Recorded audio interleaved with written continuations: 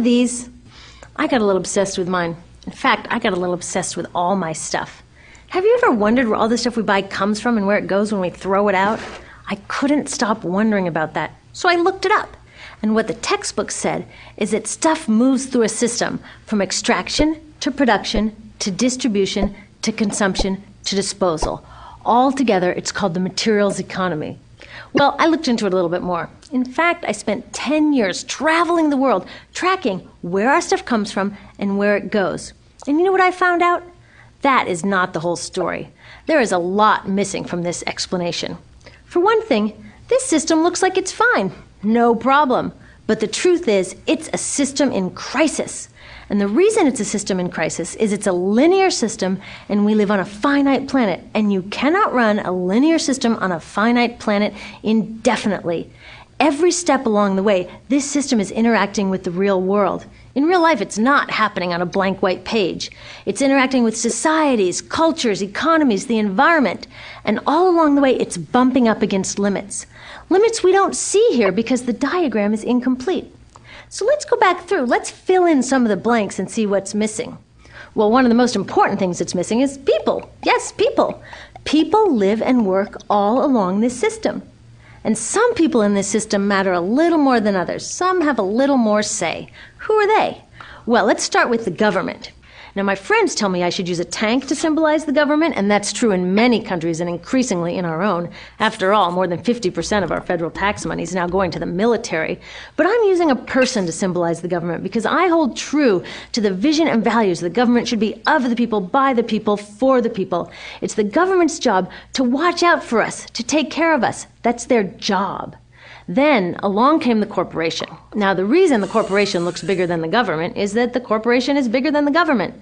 Of the 100 largest economies on Earth now, 51 are corporations. And as the corporation has grown in size and power, we've seen a little change in the government where they're a little more concerned in making sure everything's working out for those guys than for us. Okay, so let's see what else is missing from this picture. We'll start with extraction, which is a fancy word for natural resource exploitation, which is a fancy word for trashing the planet. What this looks like is we chop down the trees, we blow up mountains to get the metals inside, we use up all the water, and we wipe out the animals. So here we are running up against our first limit. We are running out of resources. We are using too much stuff. Now, I know this can be hard to hear, but it's the truth, so we've got to deal with it. In the past 3 decades alone, 1/3 of the planet's natural resource base has been consumed. Gone. We are cutting and mining and hauling and trashing the place so fast that we're undermining the planet's very ability for people to live here. Where I live, in the United States, we have less than 4% of our original forests left. 40% of the waterways have become undrinkable. And our problem is not just that we're using too much stuff, but we're using more than our share. We have 5% of the world's population, but we're using 30% of the world's resources and creating 30% of the world's waste. If everybody consumed at US rates, we would need 3 to 5 planets. And you know what? We've only got 1.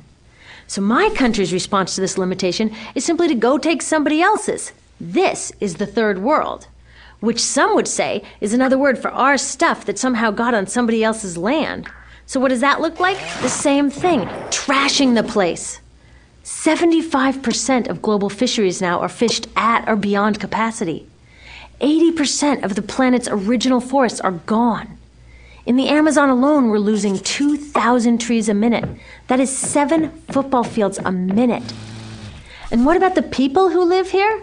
Well, according to these guys, they don't own these resources, even if they've been living there for generations. They don't own the means of production, and they're not buying a lot of stuff. And in this system, if you don't own or buy a lot of stuff, you don't have value. So next, the materials move to production. And what happens there is we use energy to mix toxic chemicals in with the natural resources to make toxic contaminated products. There are over 100,000 synthetic chemicals in use in commerce today.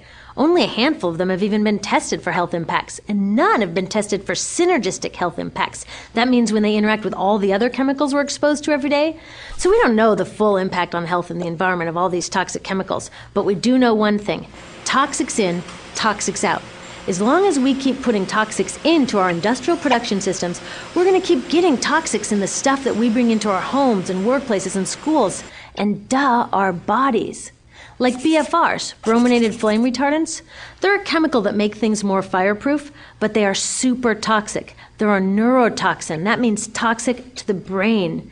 What are we even doing using a chemical like this? Yet we put it in our computers, our appliances, couches, mattresses, even some pillows. In fact, we take our pillows, we douse them in a neurotoxin, then we bring them home and put our heads on them for 8 hours a night to sleep. Now, I don't know, but it seems to me in this country with so much potential, we could think of a better way to stop our heads from catching on fire at night. Now, these toxics build up the food chain and concentrate in our bodies. Do you know what is the food at the top of the food chain with the highest level of many toxic contaminants? Human breast milk. That means that we've reached a point where the smallest members of our societies, our babies, are getting the highest lifetime dose of toxic chemicals from breastfeeding from their mothers. Is that not an incredible violation? Breastfeeding must be the most fundamental human act of nurturing. It should be sacred and safe. Now, breastfeeding is still best, and mothers should definitely keep breastfeeding, but we should protect it. They should protect it. I thought they were looking out for us. And of course, the people who bear the biggest brunt of these toxic chemicals are the factory workers, many of whom are women of reproductive age. They're working with reproductive toxins, carcinogens, and more. Now, I ask you, what kind of woman of reproductive age would work in a job exposed to reproductive toxins except for a woman with no other option? And that's one of the beauties of this system. The erosion of local environments and economies here ensures a constant supply of people with no other option.